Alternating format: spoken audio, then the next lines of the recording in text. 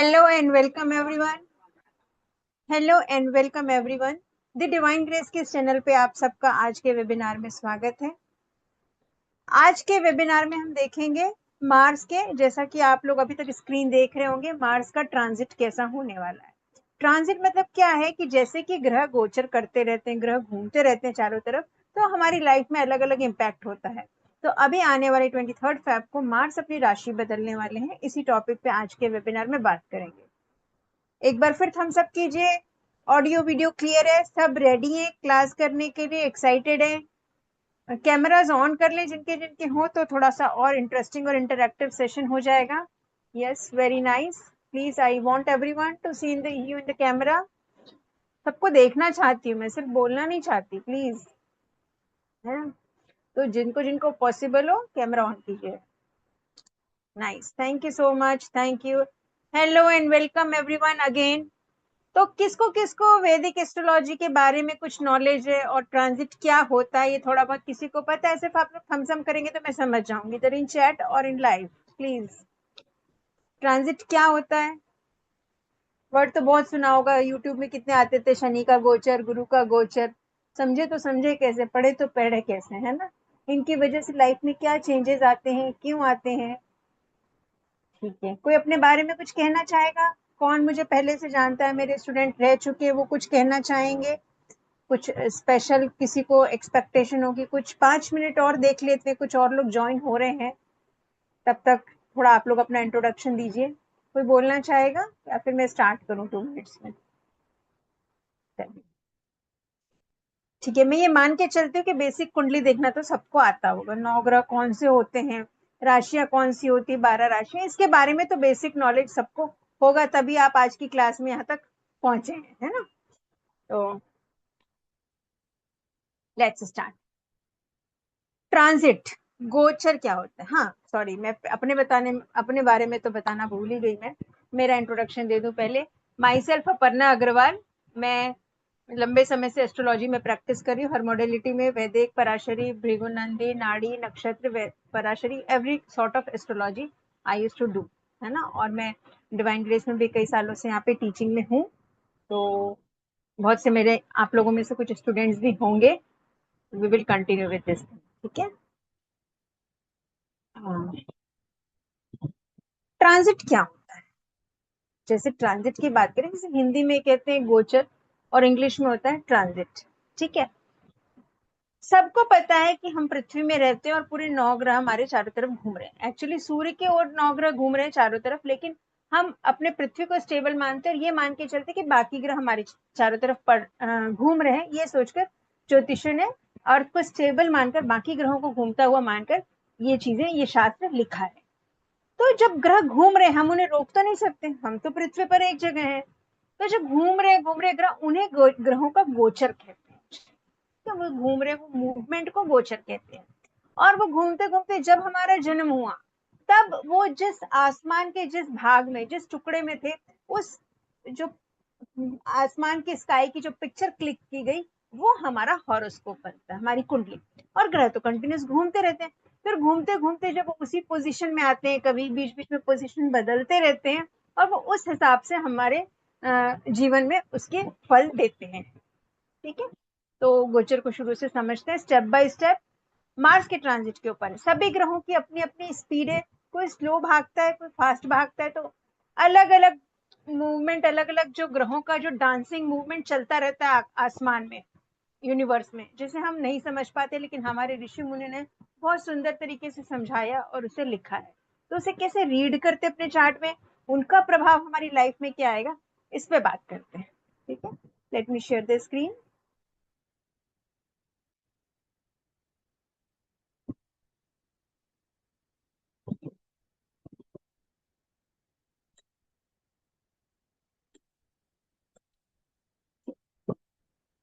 Aquarius sign और Mars. Mars is one planet out of 9 planets. 9 ग्रह कौन कौन से हैं? शेयर हुआ क्या मेरी स्क्रीन? विजिबल है ना? ओके। तो मार्स की बात करें तो मार्स क्या है? सूर्य, चंद्र, मंगल, बुध, गुरु, शुक्र, शनि, ये 7 ग्रह हैं। दो छाया ग्रह कहते हैं, राहु और केतु, जिनकी फिजिकल बॉडी एग्जिस्ट नहीं करती, बल्कि उनके शेडो प्लैनेट्स बोलते हैं। उनका इम्पैक्ट हमारी लाइफ में बहुत पड़ता है।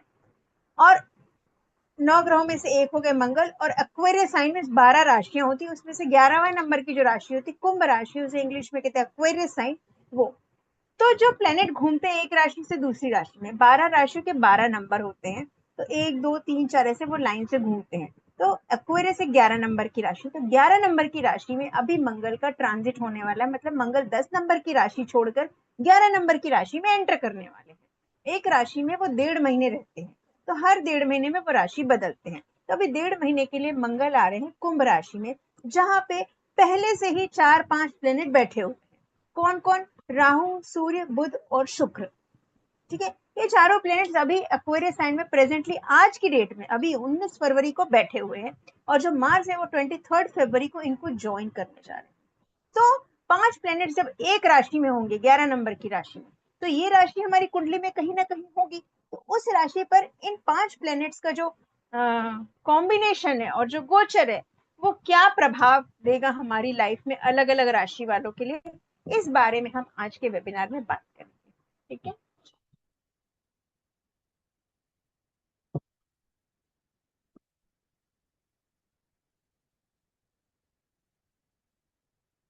Next, what is transit?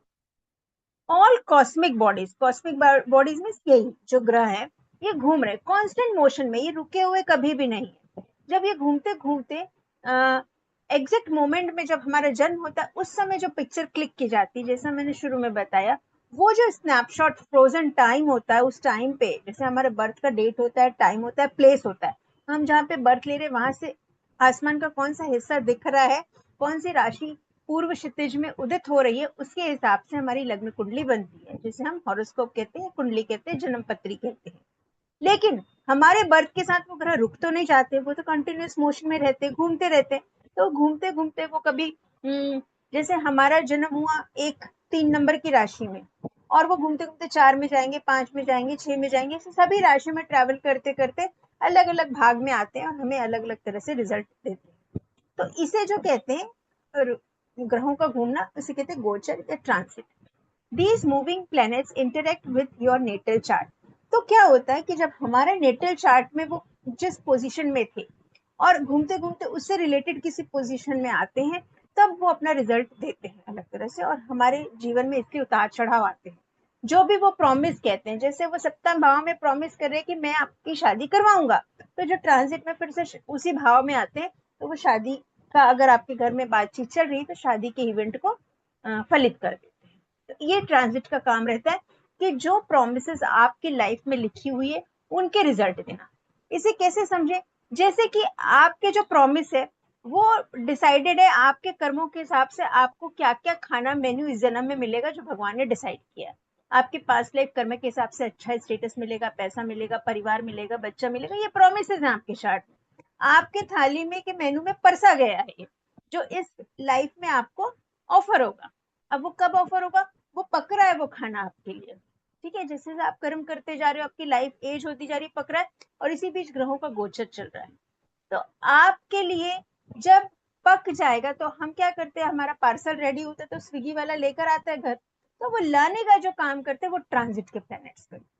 ठीक है, तो जब तक आपको फेवरेबल ट्रांजिट नहीं मिलता, मतलब स्विगी जोमेटो का बॉय अवेलेबल नहीं है डिलीवरी करने के लिए, तो आपको खाना आप तक नहीं पहुंच पाता। ठीक है, तो आपको लाइफ में वो चीजें नहीं मिलती। तो ट्रांजिट में बहुत हलचल होता है लाइफ में, जो इवेंट प्रॉमिस होता है वो भी मिलता है, और इन जनरल थोड़े बहुत और रिजल्ट देखने को मिलते हैं, टेम्पररी वाले, टेम्पररी बेस। तो वो कैसे देखते हैं, देखिए, इन ऑल 12 राशियां होती है जिनकी एक सीक्वेंस में नंबरिंग है। नंबरिंग इधर उधर नहीं करेंगे। 3 नंबर मतलब जेमिनी राशि, 6 नंबर मतलब वर्गो, कन्या राशि, और जैसे अभी बात करें एक्वेरियस साइन की, तो 11वें नंबर की राशि है। तो कुंडली में आपके जहां भी 11 नंबर लिखा होगा, वहां पे मंगल का ट्रांजिट हो रहा है अभी आने वाले 23 फरवरी को। ठीक है, तो हर ग्रह अपने से पहले से दूसरी राशि, मतलब मेष से वृषभ में ही जाएगा, वृषभ से मिथुन में ही जाएगा। देखिए साइड में आपके पिक्चर भी है यहाँ से, तो ये जैसे यहाँ पे ये मेष है, मेष से टॉरस, टॉरस से मिथुन, मिथुन से कर्क, कर से ये स्कॉर्पियो हो गया, सॉरी, हाँ, कर्क, लियो, ये सीक्वेंस में नहीं है पिक्चर, लेकिन ये इस तरह से गोल घूमते हैं राशि, ठीक है, इस तरह से आप देखिए।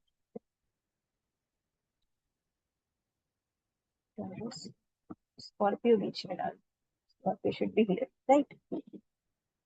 तो ये सीक्वेंस में हम्म,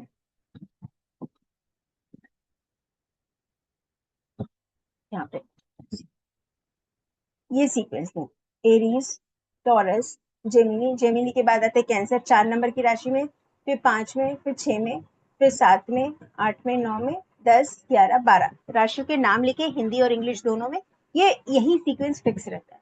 जब ग्रह वक्री होते हैं, आपने वक्री वर्ड सुना होगा, रेट्रोग्रेशन, तो वो उल्टे डायरेक्शन में जाते हैं। जैसे राहु और केतु हमेशा उल्टा चलते हैं, वो 12 से 11 में आते हैं, 11 से 10 में आते हैं, 10 से 9 में, 9 से 8 में, इस तरह से वो उल्टा गोचर करते हैं। और जब ग्रह वक्री होते हैं तो वो उल्टी दिशा में जाते हैं। सूर्य और चंद्रमा कभी वक्री नहीं होते, वो हमेशा स्ट्रेट डायरेक्ट मोशन में रहते हैं। ओके, तो ये 12 राशियां, ये सीक्वेंस है। तो आज हम स्पेशली बात करेंगे, सब कुछ कवर करना तो पॉसिबल नहीं होता। Today we will talk about Aquarius sign. Mars Aquarius sign में जाएगा तो क्या होगा, ठीक है। तो 11 नंबर एक्वेरियस साइन का नोट कर लीजिए आप लोग, ये नंबरिंग याद होनी चाहिए। अगर आप एस्ट्रोलॉजी पढ़ रहे हो तो you should thorough with these numbers की कौन से नंबर कौन सी राशि है। अब बात करते हैं प्लैनेट्स की स्पीड की, ठीक है। 9 ग्रह अलग अलग स्पीड से घूम रहे हैं ब्रह्मांड में, सबकी स्पीड अलग अलग है। सूर्य 30 दिन में राशि बदलते, मतलब मेष से वृषभ में वो 30 दिन में जाएंगे, 30 दिन वहां पे रहेंगे, और उसके बाद वृषभ से मिथुन में जाएंगे 30 दिन बाद। तो ऐसे 12 महीने में 12 राशि ट्रेवल करते हैं, और एक साल में पूरे जोडाइक के चक्कर लगा लेते हैं। कौन? सूर्य भगवान, ठीक है। इसीलिए सूर्य के हिसाब से जो सूर्य महीना चलता है ना, एक एक महीना 30-30 दिन का, उस हिसाब से होता है। और जब सूर्य राशि बदलते हैं तो उसको संक्रांति कहते हैं। मकर संक्रांति हम मनाते हैं ना, तो 6 महीना दक्षिणायन में रहते हैं, 6 महीना उत्तरायण में रहते हैं। जब वो धनु राशि से मकर राशि में परिवर्तित होते हैं तो वो संक्रांति होती है। वैसे सूर्य संक्रांति हर महीने आती है, हर महीने की 13, 14 और 15 तारीख के बीच में सूर्य अपनी राशि बदलते हैं, ठीक है। और 14, इसलिए 14 या 15 जनवरी के समय मकर संक्रांति, तब धनु राशि से मकर राशि में सूर्य का गोचर होता है। तो ये सूर्य की बात हुई। और 3 प्लैनेट्स, बुध, शुक्र और मंगल, ये 3 प्लैनेट सूर्य के आसपास रहते हैं। सबसे पास में बुध रहते हैं, थोड़े दूर में वीनस, और मार्स थोड़े और दूर में, क्योंकि इनकी स्पीड सन की स्पीड से मैच करती है। सन 30 डेज में राशि बदलते हैं, वहीं मरकरी ऑलमोस्ट 30 डेज लिखा हुआ है, ठीक है। और जो वीनस है वो भी 1 महीने में राशि बदलते हैं। मतलब मरकरी कैसे आप कह सकते हैं 27 दिन 28 दिन में राशि चेंज करते हैं, वीनस 29 डेज में करते हैं, और जो मार्स है वो 1.5 महीने में राशि बदलते हैं, तो वो थोड़ा सा दूर रहते हैं।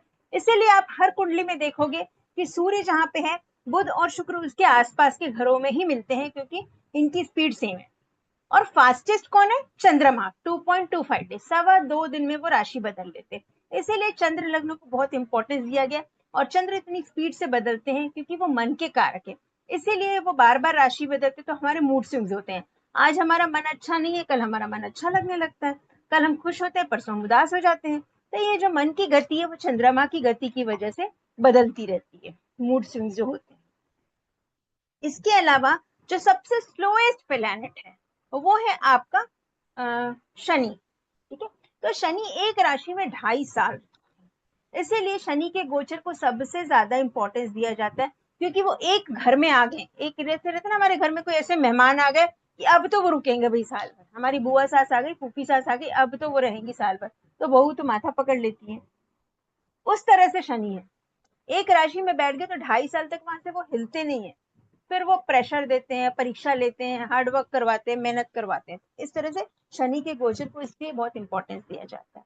उसी तरह से गुरु, गुरु 12 महीने में राशि बदलते हैं, एक साल में एक बार। तो आपको कभी कोई इवेंट का साल भर का प्रेडिक्शन करना हो तो गुरु का गोचर जरूर देखें कि साल भर वो किस राशि में है, किस हाउस को ट्रिगर कर रहे हैं, ठीक। उसके बाद राहु और केतु 1.5 ईयर्स, ठीक है।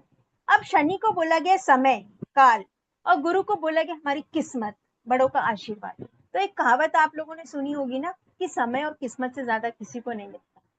इसीलिए शनि और गुरु के ट्रांजिट से ही चीजें देखी जाती है, और जब वो दोनों का ट्रांजिट इस घर में पड़ता है ना एक साथ, तो उस हाउस से रिलेटेड चीजें हमें लाइफ में मिलती। ठीक है, तो ये प्लैनेट्स का ट्रांजिट इसलिए देखना जरूरी होता है अलग अलग, क्योंकि वो अलग अलग स्पीड से चल रहे हैं। इनमें से सबसे इंपॉर्टेंट ट्रांजिट जो होता है, नॉर्मली राहु केतु तो आमने सामने होते हैं तो उसको थोड़ा सा देखते हैं, लेकिन मेन इंपॉर्टेंट ट्रांजिट होता है शनि और गुरु का, जो सबसे बड़े, दूसरा चंद्रमा का, क्योंकि वो बहुत फास्ट है, और नेक्स्ट होता है जिस प्लेनेट की महादशा आपकी चल रही उसकी ट्रांजिट हम देखते हैं। इसके अलावा जो बाकी 3 प्लेनेट्स हैं, मार्स, वीनस और बुध को, तो इनको हम एक एक 1.5 महीने के इसमें इनकी ट्रांजिट तब इंपॉर्टेंट होती है जब इनकी दशा ज्यादा चल रही है, लेकिन ये कहीं ना कहीं चीजों को ट्रिगर करते हैं आपकी लाइफ में। Difference between natal planet versus transit planets, इसको कैसे समझेंगे? नेटल प्लेनेट बोलते हैं जन्म लग्न के ग्रह और गोचर के ग्रह, है ना। नेटल मतलब हिंदी में बोलेंगे तो जन्म लग्न के ग्रह, और ट्रांजिट में बोलेंगे तो गोचर के ग्रह। जैसे ये नीचे दिख रही कुंडली, इसमें आप देखो अभी शनि दिख रहे 4 नंबर की राशि में। ठीक है, देखिए यहाँ पे ये राशि कौन सी है? ये तो हाउसेज हो गए, जो डायमंड है, ट्रायंगल शेप से, ये हाउसेज है। राशि यहाँ पे नंबर लिखा हुआ है ना, जैसे ये 3 नंबर है, यहाँ पे 4 नंबर लिखा है, यहाँ पे 5 नंबर लिखा है, ऐसे एंटी क्लॉकवाइज नंबर घूमते हैं। तो शनि कहाँ दिख रहे हैं? 4 राशि में, जन्म के समय। ठीक है, जन्म कुंडली है। और ये जो कुंडली जो साइड में बनी, ये आज की कुंडली मैंने बनाई है, अभी 19 तारीख की। ठीक है, 19 फरवरी, अभी शाम के 5:30 बजे। इस समय शनि कहाँ है? 12 नंबर की राशि में। देखिए, तो 4 से घूमते घूमते 4 नंबर की राशि में से, वहां से 2.5 साल में निकले होंगे, फिर 2.5 साल वो 5 नंबर की राशि में रहे होंगे, फिर 2.5 साल वो 6 नंबर की राशि में, 7, 8, 9, 10, 11 नंबर की राशि में आए, अभी यहाँ पे है 11 नहीं, सॉरी 12 नंबर में यहाँ पे। ठीक है, यहाँ पे शनि का, तो हम क्या बोलेंगे कि ये जिसकी जन्म कुंडली है उसके शनि अभी 10th हाउस में गोचर कर रहे हैं, क्योंकि 12 नंबर की राशि में, इनकी 12 नंबर की राशि कहाँ पड़ रही है? ये वाले हाउस में। ठीक है, ये दिस वन इज सैटर्न, यहाँ पे देखो 12 नंबर लिखा, करेक्ट।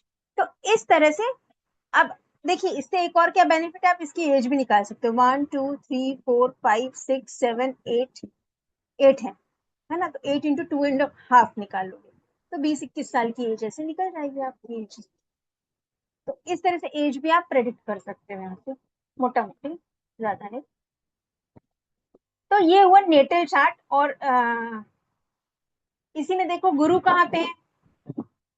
गुरु जो है इसके जन्म लग्न में गुरु है 7 नंबर की राशि में, लेकिन अभी गोचर में गुरु कहाँ है? ये आज की चार्ट देखे तो आज के गुरु है 3 नंबर के, तो हम कहेंगे गुरु इनके लगन में गोचर करे, क्योंकि लगन में 3 नंबर की राशि रखी हुई है, तो हम बोलेंगे गुरु इनके लगन में गोचर कर रहे। ये टर्म्स होते हैं हमारे व्यक्ति के। गुरु जिसकी भी ये कुंडली है, जिनकी भी मिथुन राशि की कुंडली होगी, मिथुन लग्न होगा, उनके लग्न में गुरु का गोचर है, ये आप मान के चलो, क्योंकि गुरु अभी 3 नंबर की राशि में चल रहे। This is concept of natal planet and transiting planets. Okay, आगे बढ़ते हैं। ये गोचर पढ़ने से पहले ये समझना बहुत जरूरी है। ठीक है, डबल ट्रांजिट क्या होता है? जैसे मैं डबल ट्रांजिट की बात करी थी, शनि और गुरु एक साथ कैसे काम करते हैं, किस्मत और समय। तो शनि की 3 दृष्टियां होती, तीसरी, 7वीं और 10वीं, और गुरु की 3 दृष्टियां होती, 5वीं, 7वीं और 9वीं। ठीक, तो अब इसमें दृष्टियां अगर आप बनाते हो, तो जहां पे दोनों की दृष्टि पड़ती है वो हाउस ट्रिगर होता है आपकी लाइफ में सबसे ज्यादा। ठीक, और एक चीज बोला गया, शनि को आपके कर्म बोला गया, आपकी डेस्टिनी बोला गया, और गुरु को आपका जीव कारक बोला गया। तो आप जीव है और शनि आपके कर्म है, तो आप क्या कर्म करेंगे, वो शनि गुरु के ट्रांजिट जहां पे पड़ती है, वो फेज, उस चीज में उतार चढ़ाव लाइफ में आपके चल रहा होगा। ठीक है, हर किसी के। अब इसको देखें कैसे। शनि की तीसरी दृष्टि कौन सी हो गई आपकी? यहां से पकड़ो, 1, 2, 3। ठीक है, और गुरु की ये आगे शनि की तीसरी दृष्टि यहाँ पे,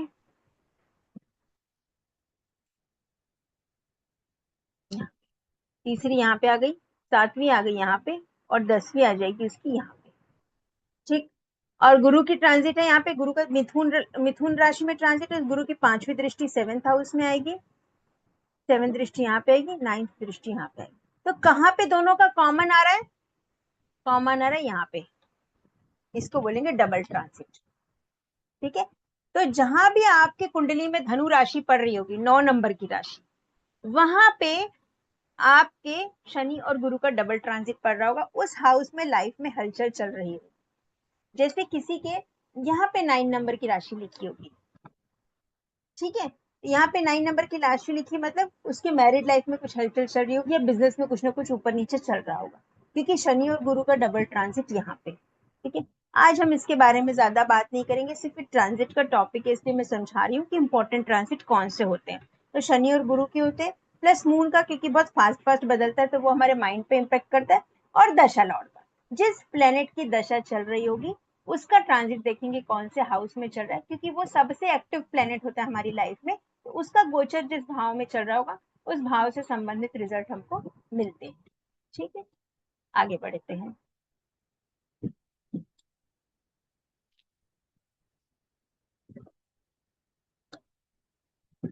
ऑस्पिशियस ट्रांजिट, इसको अभी थोड़ा मैं देर में बताती हूँ। इसमें एक टेबल ये लर्न करने का, इसमें कुछ नहीं। देखिए जो सूर्य है ना, वो जो तीसरे, छठे, 10वें और 11वें भाव से गोचर करते हैं आपकी कुंडली के, तो अच्छे रिजल्ट देते हैं। आज मैं सिर्फ मार्स के बारे में बताती हूँ।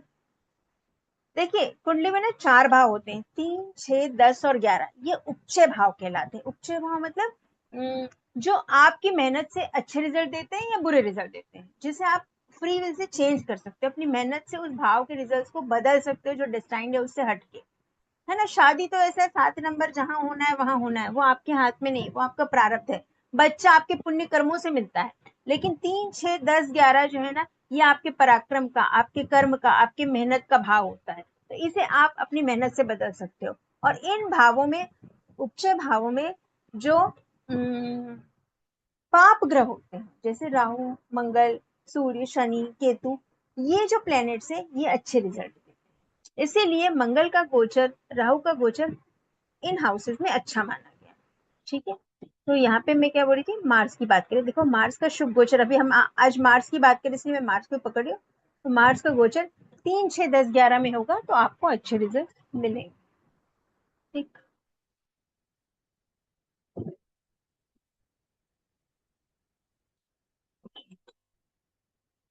आगे आते हैं मार्स ट्रांजिटिंग। अब मेन हम अपने टॉपिक पे आते हैं। देखिए ग्रह घूमते घूमते अभी एक्वेरियस साइन में आ चुके हैं। अगर मैं आज की कुंडली निकालूं, तो सब लोग अपने अपने एस्ट्रोसेज ऐप में, लैपटॉप में, आज कोई सॉफ्टवेयर होगा तो उसमें आज की कुंडली बनाएंगे, तो आप देखेंगे 11 नंबर की राशि जहां भी होगी, वहां पे राहु ऑलरेडी बैठे हुए हैं 6 महीने से, वहां पे सूर्य भी बैठे हुए पिछले महीने से आ चुके हैं, वहां पे बुध भी है, शुक्र भी है, जो अब कुछ दिन में ही निकलने वाले हैं वहां से, लेकिन अब मंगल वहां पे एंटर करने वाले हैं। तो ऑलरेडी 4 ग्रह हैं। कौन कौन से? राहु, सूर्य, बुध और शुक्र। तो बुध और शुक्र को हम थोड़ा सा इग्नोर करेंगे, क्योंकि वो बहुत आगे बढ़ चुके हैं और वो निकलने वाले हैं। तो मंगल का मेन जो काउंटर एनकाउंटर होने वाला है, कुंभ राशि में एंटर करते ही जो मंगल का एनकाउंटर किस किस से होने वाला है, राहु से और सूर्य से। और मंगल क्या है? अग्नि, आग है, फायर है। सूर्य भी फायर है, गर्मी है। और राहु क्या है? उसको, किसी भी चीज को बढ़ाने वाला, जिस ग्रह के साथ जाता है वो बढ़ाता है। इसीलिए राहु और मंगल के योग को बोलते हैं अंगारक योग। ठीक है, सूर्य और राहु को ऑलरेडी वहां ग्रहण बना हुआ है, सूर्य राहु योग जो है वो ग्रहण योग होते हैं। सूर्य और मंगल आ गए तो क्या होगा आपका? सूर्य के पास जो भी ग्रह होता है वो कंबशन होता है, ठीक है, अस्त होता है। और राहु और मंगल आ गए तो अंगारक योग। तो 3 चीजें वहां पे हैपन हो रही है, राहु मंगल का अंगारक योग, सूर्य राहु का ग्रहण योग, और मंगल और सूर्य जब एक साथ आ रहे हैं, तो मंगल यूं तो जा रहे हैं, लेकिन मंगल वहां पे सूर्य से अस्त हो रहे हैं। अब अस्त का मतलब क्या होता है? जो ग्रह सूर्य की, जैसे सूर्य आपके जिस भी डिग्री में है, उस डिग्री से 10 डिग्री इधर और 10 डिग्री इधर, जो भी प्लेनेट आएगा वो सूर्य की रोशनी में अस्त हो जाता है। ठीक है, इसे ऐसे समझे कि जैसे आपको घर से बाहर जाना है, आप अपने बेडरूम में हो, लेकिन हॉल में पापा बैठे देख रहे हैं, तो आप घर से बाहर नहीं जा सकते। मतलब आप केपेबल हो सब कुछ करने के, सारा पोटेंशियल, आप बाहर जा सकते हो, गाड़ी चला सकते हो, सब कर सकते हो, लेकिन अब आपको पापा से पूछ के जाना पड़ेगा। तो आप पापा का वैलिडेशन चाहिए आपको हर काम के लिए। This is combustion. Surya is a father, a king. अब मार्स की जो चीजें होंगी, मार्स से रिलेटेड जो भी चीजें होंगी, उसमें उसे सन का वैलिडेशन चाहिए, वो अपने आप को एक्सप्रेस नहीं कर पाएगा। तो ये आपका कंबशन होता है। तो मार्स जिस एनर्जी से, जिस पोटेंशियल से काम करना चाहता है, उस पोटेंशियल से अभी नहीं कर पाएगा जब तक वो कंबशन में, वो डिस्टर्ब हो जाएगा। ठीक है, वो अग्रेशन उसका डिस्टर्ब होगा तो एक चिड़चिड़ापन उसके अंदर आएगा, तो मार्स थोड़ा निगेटिव रिएक्ट करने लगेगा। ओके, और प्लस राहु साथ में, वो उसे भड़काएगा भी। तो एक अजीब सा क्योस, एक अजीब सा क्लस्टर बना हुआ है इन तीनों प्लैनेट्स का, चारों पांचों प्लैनेट्स का, कुंभ राशि में, जो 23 तारीख को मार्स के एंटर होने से ट्रिगर होने वाला है। तो अब आज हम देखेंगे इन्हें किन किन राशियों में क्या इम्पैक्ट आता है। आप लोग को समझ में आ रहा है? इंटरेस्टिंग लग रहा है ना? कुछ क्वेश्चन हो तो बीच में पूछ सकते हैं, ऐसी कोई बात नहीं है। ठीक है, क्योंकि किसी के फेसेस मुझे दिख नहीं रहे। राइट, ये देखिए, इसे कुंडली के 12 भाव होते हैं। ये तो सबको पता होगा, हाउसेस फिक्स होते हैं, राशियां बदलती रहती है। फर्स्ट हाउस लिखा है वो फर्स्ट, लेकिन 1 2 3 4 वो आपके हिसाब से। लग्न में 1 नंबर लिखा मतलब ये मेष लग्न की कुंडली है। लग्न में 2 नंबर लिखा मतलब ये वृषभ लग्न की कुंडली है। लग्न में 3 नंबर लिखा है मतलब ये मिथुन लग्न की कुंडली है। इस तरह से लग्न बदलता है 2 2 घंटे में, तो 12 24 घंटे में 12 लग्न बनते हैं हमारे दिन भर में। ठीक है, टाइमिंग के हिसाब से 2 2 घंटे में लग्न बदलता है, सूर्योदय से अगले सूर्योदय तक। ठीक, तो ये ऐसी हमारी कुंडली बनती है। अब जैसे मेष लग्न वाले हैं, उनके आपके 11वें घर में हो रहा है, जहां पे 11 नंबर लिखा है वहीं पे गोचर हम मानेंगे। ठीक है, अगर इसी को मैं 2 नंबर कर दूंगी तो यहाँ पे आ जाएगा आपका 12 नंबर, यहाँ पे आ जाएगा। 11 नंबर कहाँ आएगा उसमें? यहाँ पे आ जाएगा 10वें हाउस में। तो गोचर का रिजल्ट बदल जाएगा राशि के हिसाब से। तो ये तो हुई लग्न कुंडली। तो जो आज मैं बताने वाली हूँ मार्स के गोचर के बारे में, वो हम लग्न कुंडली से भी देखेंगे और ज्यादा चंद्र कुंडली से भी देखेंगे। चंद्र कुंडली मतलब, अब सपोज आपका मेष लग्न की कुंडली बन रही है, लेकिन आपका मून लिखा है यहाँ पे। इन केस आपका मून लिखा है यहाँ पे। ठीक है, तो आप क्या मान के चलेंगे? आपकी मेष लग्न की कुंडली है, लेकिन आपकी राशि तुला राशि है। जहां पे मून लिखा होता है वो नंबर राशि का नंबर होता है। मून कहाँ लिखा है? 7 नंबर होता है। और 7 नंबर की राशि कौन सी होती है? तुला राशि। तो आपका लग्न मेष लग्न है, लेकिन राशि तुला राशि। ठीक है, अब सपोज सपोज यहाँ पे लिखा होता ये 1 नंबर ना लिख के, सपोज यहाँ पे लिखा होता आपका 4 नंबर। ठीक है, और मून आपका होता है यहाँ पे। ठीक है, अब बताओ कौन सी लग्न है और कौन सी राशि है? कैन एनीबडी बता सकता है कोई, अनम्यूट करके?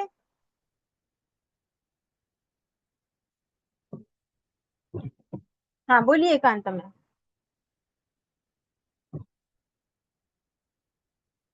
आप लोग को फेसेस दिखते हैं, मैं कहाँ से करूँ?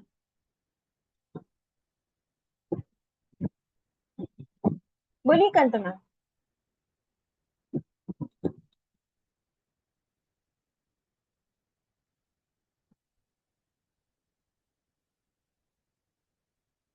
ओके, चैट पे लिखते हैं, मैं चैट ओपन।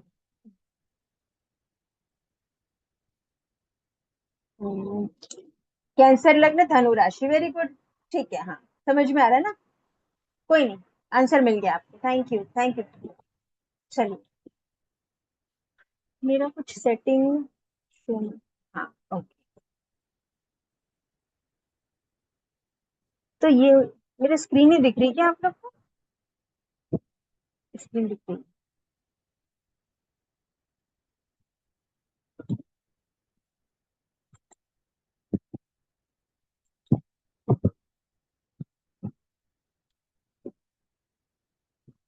ठीक, तो हम क्या देखेंगे, जब मैं बताऊंगी आपको मार्स का गोचर मेष राशि के लिए, मेष लग्न के लिए, तो दोनों पे ही इम्पैक्ट करेगा। ठीक है, जन्म लग्न से भी देखना है और चंद्रमा को यहाँ पे लग्न में रख के चंद्र कुंडली बना के उससे भी देखना है, दोनों में ही इम्पैक्ट आएगा।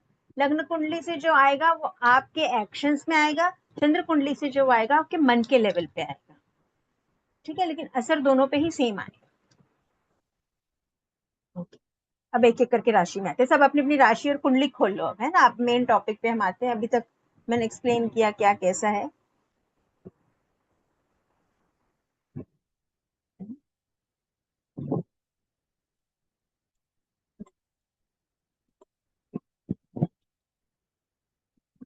एक मिनट इसको भी।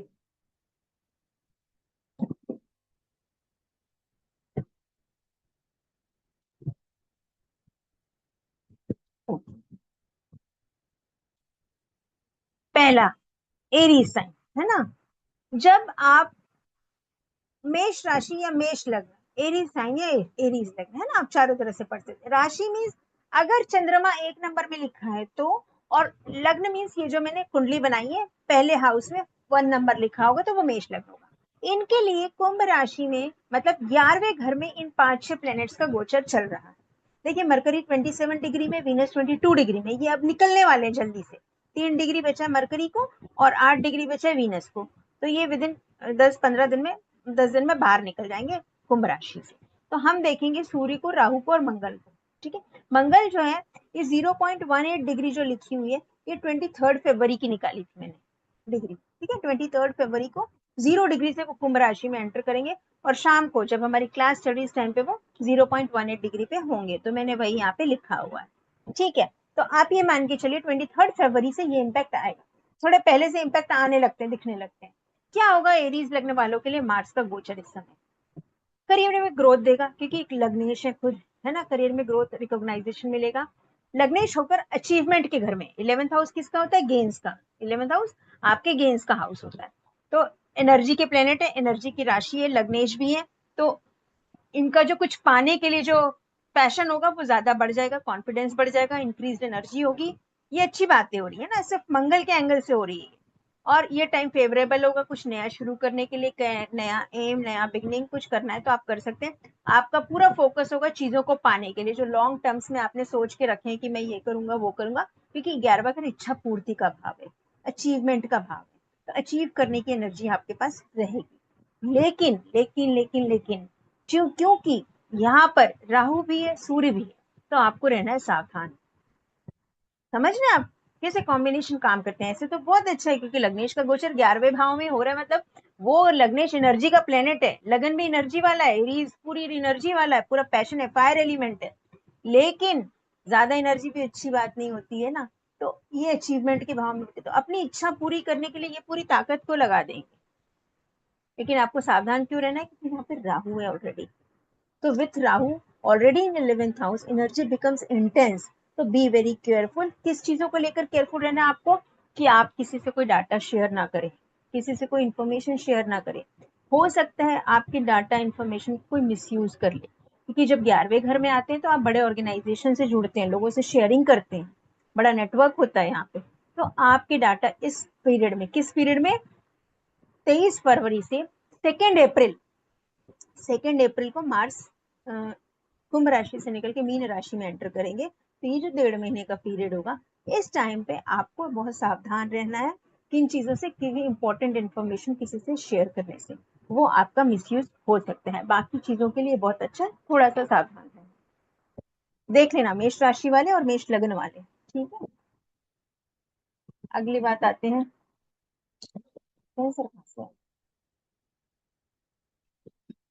टॉरस। टॉरस मतलब वृषभ राशि, वृषभ लग्न, टॉरस साइन, टॉरस लग्न। इनके लिए मंगल का गोचर कैसा होगा, इनके लिए मंगल राहु का गोचर जो हो रहा है वो आ रहा है आपके दशम भाव। सुनीता जी, आप कुछ कहना चाहते हैं।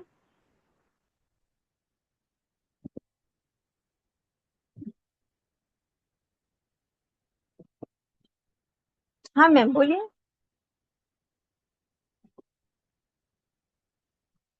बोलिए मैम, कुछ कहना चाहते हैं।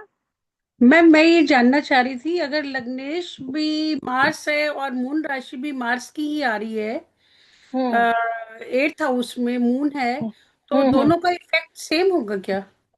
हाँ, तो आप जो सोचेंगे वो कर भी लेंगे। सिर्फ मून में रहते तो आप सोचते रह जाते, एक्शन नहीं लेते। सिर्फ लग्न में रहते तो आप जी। सोचते कुछ और लेकिन एक्शन कुछ और ले लेते। दोनों सेम है, जी तो आप मैम। जो सोचेंगे वो आप कर भी लेंगे। जी ma'am, thank you ma'am, thank thank you, thank you. Screen का, मुझे स्क्रीन नहीं दिखी। हाँ, ठीक है, अब आ गए। क्या गड़बड़ हो जाता है, मेरे को ज्यादा ऑपरेट करना नहीं आता टेक्नोलॉजी। ठीक है चलो, टॉरस साइन में क्या होगा आपके, फिर से स्टॉक शेयर।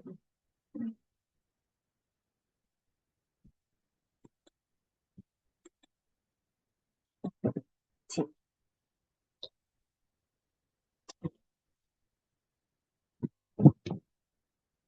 टॉरस राशि, टॉरस लग्न वालों के लिए क्या होगा, 10th हाउस में गोचर। 10th हाउस किसका होता है, हमारे करियर प्रोफेशनल स्टेटस का, है ना। अब मार्स के कारकत्व को भी समझना है यहाँ पे। मार्स के नेचुरल सिग्निफिकेशन क्या है, मार्स बहुत आर्ग्यूमेंटेटिव प्लेनेट है, बहुत ज्यादा आर्ग्यूमेंटेशन करता है, बात बात पे डिबेट करना, और किसी चीज को काटना इसकी आदत होती है, इसलिए लॉयर्स का मार्स बहुत स्ट्रांग होता है ना, लॉयर जो होता है उनका।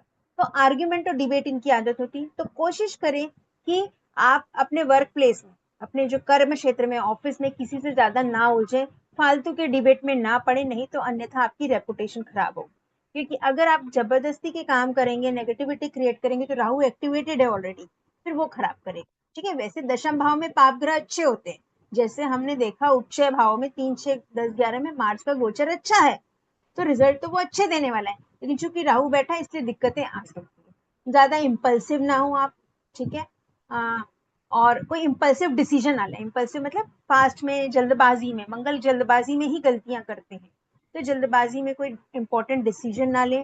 और कुछ चीजें अगर देर से हो रही हैं, कुछ रुकावटें आ रही हैं, कुछ काम में डिले हो रहा है प्रोफेशनल मैटर्स में, तो शांति बनाए रखें, है ना, उसको एक्सेप्ट करें। अरे यार ये क्यों नहीं हो रहा, क्यों नहीं हो रहा, कई लोग परेशान हो जाते हैं ना, ये होना चाहिए, पुश करते हैं। तो उस चीज के लिए ज्यादा प्रयास ना करें। अगर डिले हो रहा है तो लेट इट बी, शांत हो जाओ, सही समय पर हो जाएगा आपके लिए। तो अपने इम्पल्सिव डिसीजन ना ले। कुछ चीज रुक रही है तो उसके लिए परेशान ना हो, कुछ डिले हो रहा है तो it's okay. And avoid assertion in relationships and business and dealings. क्योंकि ये 7th लॉर्ड है ना, 7वें घर के स्वामी बनते हैं। तो रिलेशनशिप, बिजनेस पार्टनरशिप में, या आपके बिजनेस रिलेशनशिप में, बिजनेस डीलिंग्स में, आप कोई चीज को फर्मली बोलने से थोड़ा सा ठहर जाए। हम बोलते ना, ये तो बस मैं कर लूंगा, ये ऑर्डर तो हो ही जाएगा, ये काम तो बन ही जाएगा, ऐसे जो बिल्कुल पॉजिटिव ऐसा आप जो करेंगे ना, उस चीज से दूर रहें। एडवाइस क्या है इनके लिए, कीप काम। क्योंकि 10वें घर में अभी एनर्जी बहुत हाई हो चुकी है, सूर्य की, मंगल की। सूर्य और मंगल और राहु तीनों प्लैनेट्स दशम भाव में बहुत पावरफुल होते हैं, तो तीनों अपना अपना रिजल्ट देंगे। तो इतनी हाई एनर्जी होगी कि वर्क लाइफ और ये बैलेंस नहीं हो पाती है फिर, है ना। काम का प्रेशर भी ज्यादा हो सकता है, तो प्रेशर में आप पैनिक भी हो सकते हैं। तो इन बातों का ध्यान रखें कि शांत रहें। और this challenging period requires emotional restrain and communication. और आपको आर्ग्यूमेंटेटिव कम्युनिकेशन नहीं करना है, डिबेट नहीं करना है, आपको डिप्लोमेटिकली काम करना है। जिनके भी दशम भाव में मंगल राहु गुरु का गोचर हो रहा है, मंगल का गोचर हो रहा है, उनको चाहिए, वृषभ राशि वाले, कि इस समय थोड़ा सा शांत रहें, थोड़ा सा डिप्लोमेटिक बात करें, आर्गुमेंटेशन ना करें अननेसेसरी, कि नहीं तो चीजें खराब हो सकती है और आपका पूरा करियर भी स्पॉइल हो सकता है, रेपुटेशन आपके ऑफिस में खराब हो सकती है। ठीक है, नेक्स्ट आते हैं मिथुन लग्न। मिथुन लग्न, मिथुन राशि का क्या सीन है। मिथुन लग्न, मिथुन राशि के 9th हाउस में 11 नंबर की राशि पड़ रही है। जैसा कि हमने बोला, जहां पे 11 नंबर की राशि, वहां पे ट्रांजिट दिखेगा आपको, ठीक है। तो मिथुन राशि में 11 नंबर में आपका ट्रांजिट पड़ रहा है 9th हाउस में। तो 9th हाउस किस चीज की हाउस होता है, आपके धर्म का हाउस, रिलीजन का, फादर का, स्पिरिचुअलिटी का, और लॉन्ग ट्रेवल्स का। थर्ड हाउस शॉर्ट ट्रेवल होता है, तो 9th हाउस लॉन्ग ट्रेवल्स का हाउस होता है। तो ऐसे में व्यक्ति धर्म संकट में पड़ेगा, ठीक है, एक स्पिरिचुअल डिलेमा में रहेगा कि ये चीज मानूं या ना मानूं। ऐसी परिस्थितियां उसके सामने आएगी कब, जब मंगल का गोचर 9th हाउस में होगा, क्योंकि राहु और सूर्य ऑलरेडी वहां पे हैं। तो सूर्य तो अच्छे रिजल्ट देते हैं, राहु भी स्पिरिचुअलिटी में क्वेश्चन और लॉजिक लगाता है, और उस चीज को बोलने के लिए आ गए मंगल, एक्सप्रेस करने के लिए, कि मंगल आर्ग्यूमेंटेशन है, ठीक है। आप धर्म, रियलिटी, कुछ चीजों पे बहुत से क्वेश्चन करेंगे, ये ऐसा क्यों होता है, वैसा क्यों होता है, ये क्यों करते लोग, वो क्यों करते, धर्म धर्म के नाम पे सब चीजें क्यों करते हैं। तो आपको कुछ जैसे बड़े बोलेंगे कि आप धर्म के पाथ पर चलो, कहीं पे काम में ही आपको कुछ ऐसा रास्ता अपनाना होगा जहाँ पे गलत और सही दो रास्ते होंगे आपके पास। तो आप कोशिश करें कि धर्म का पाथ अपनाएं। लेकिन ये आपके लिए इस समय थोड़ा सा टफ हो जाएगा, लेकिन ये आपके ग्रोथ के लिए जरूरी है। ठीक है। पॉसिबिलिटी होगी लंबे समय के लिए ट्रेवल करने की, फॉरेन कनेक्शंस बन सकते हैं, क्योंकि यहाँ बैठे मंगल की चौथी दृष्टि 12वें भाव में पड़ेगी, तो 12वें भाव से कनेक्शंस बन सकते हैं काम के सिलसिले में, या आप तीर्थ स्थान की भी यात्रा कर सकते हैं पॉसिबल। ठीक है। 12th हाउस और 9th हाउस से जुड़ा है, तो 9th ट्रेवल मतलब धर्म के लिए ट्रैवलिंग होती है। सजेशन क्या है इनके लिए कि अगर कोई चीज आती है, ऐसी बात आपके बड़े बोलते हैं मम्मी पापा कि आप ये कर लो वो कर लो पूजा पाठ धर्म के नाम पे, तो आप कर लीजिए, धर्म सही रास्ता अपनाए। अगर आपके सामने दो रास्ते होते तो धर्म का रास्ता अपनाए, जैसे अर्जुन ने किया था। ठीक है। अवॉइड आर्ग्यूमेंट्स, आर्ग्यूमेंट्स को अवॉइड करें। स्पेशली इस मामले में लोग जो बड़े शास्त्र वगैरह लिखते हैं, राइटर्स होंगे कोई, तो वो इन चीजों पे अगर आर्ग्यूमेंट करते हैं तो आपको ग्राउंडेड रहना है, और आर्ग्यूमेंट नहीं करना है, तर्क वितर्क नहीं करना है, चीजों को एक्सेप्ट करना है। ठीक है। अपनी वैल्यूज को सही रखना है।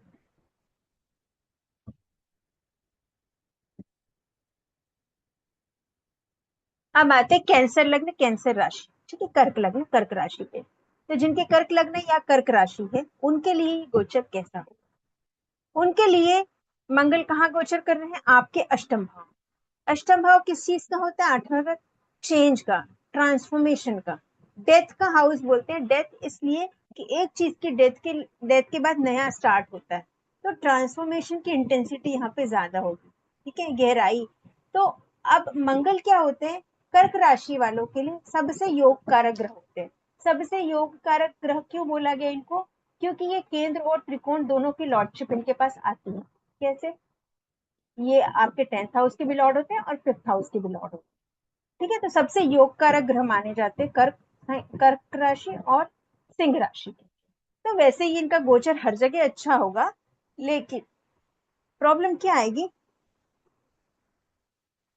क्योंकि 10th हाउस के लॉर्ड है, तो अष्टम में जब जाएंगे तो वो अपने स्टेटस को इम्प्रूव करने के लिए पूरी एनर्जी लगा देंगे। योग कारक रहे, अच्छे रिजल्ट देंगे, तो वो क्या करेंगे, दशम भाव के अच्छे रिजल्ट दूंगा बोल के पूरी एनर्जी लगा देंगे। और एक नए अच्छा टाइम है, नया प्रोजेक्ट, नया स्ट्रेटेजी, नई प्लानिंग के लिए, करियर के लिए बहुत अच्छा समय है इनके लिए, मार्च का यह गोचर कर्क राशि वालों के लिए। और इनको थोड़ा सा स्ट्रेस हो सकता है, क्योंकि स्ट्रेस क्यों होगा, क्योंकि यहाँ से आप चौथे घर को भी देखते हैं, चौथा भाव आपका डोमेस्टिक लाइफ होती है, तो डोमेस्टिक लाइफ को भी जब देखते हैं आप, तो आप ना करियर और वर्क लाइफ में बैलेंस बनाने में आपको थोड़ी सी दिक्कत आती है, उसमें आप स्ट्रगल करेंगे। और चूंकि आठवां घर सडन चीजों को बताता है, अचानक आई हुई चीजें जो सोची नहीं है आपने, जो एक्सपेक्ट नहीं किया है, तो लाइफ से आपको ऐसे से अनएक्सपेक्टेड रिएक्शंस मिलेंगे ना, कि आप कुछ और करने जाएंगे और सोचेंगे अरे ये क्या हो गया, और इसकी वजह से आप अंदर से फ्रस्ट्रेट हो सकते हैं, इमोशनल आउटबर्स्ट, और अंदर की जो पूरी भड़ास है वो एकदम से बाहर आ सकती है, पॉसिबल है ये। ठीक है। इस तरह की हैपनिंग्स होंगी कर्क राशि वालों के लिए। कर्क राशि वाले क्योंकि बहुत इमोशनल होते हैं, अपनी इमोशंस को वो दबा के अगर रख रहे होंगे और लाइफ में बार बार प्रॉब्लम आएगी, तो हो सकता है उनके अंदर के इमोशंस पूरे बाहर आ जाए।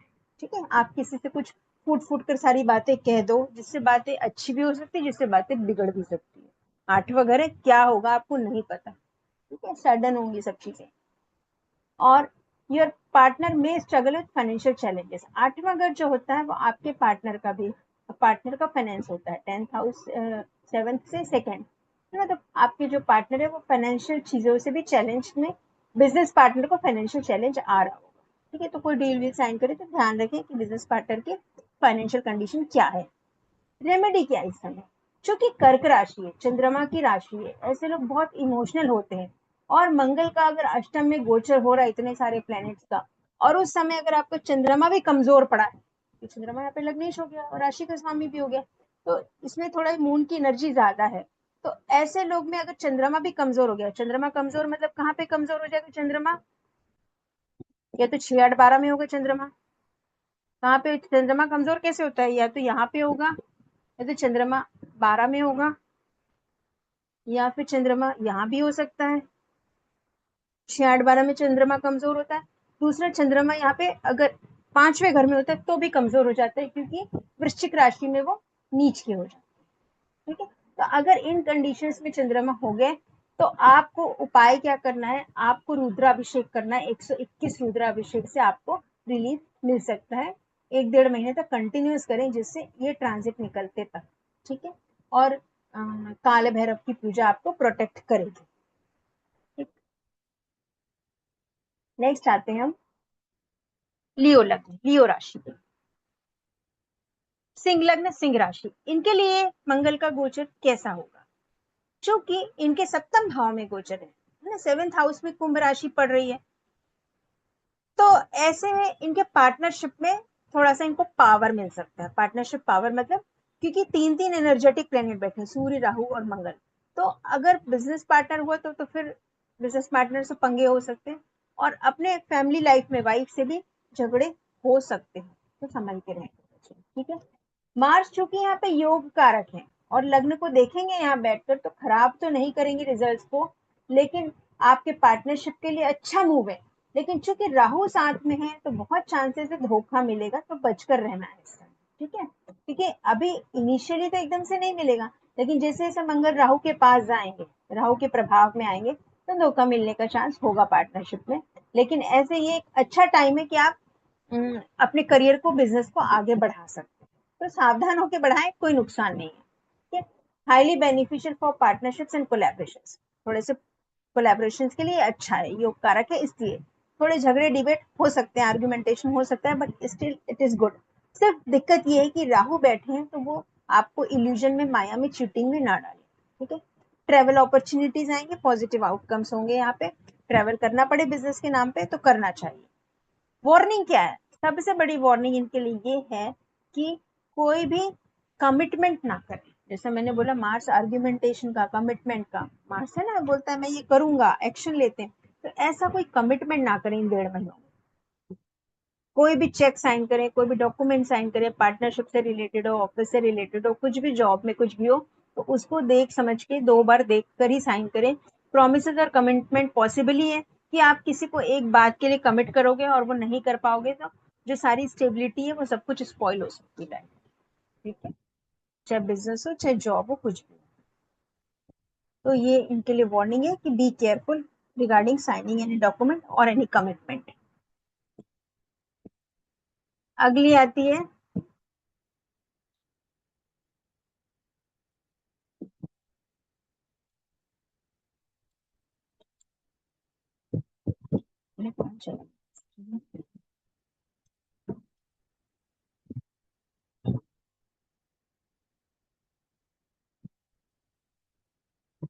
स्क्रीन दिख रही है मेरी?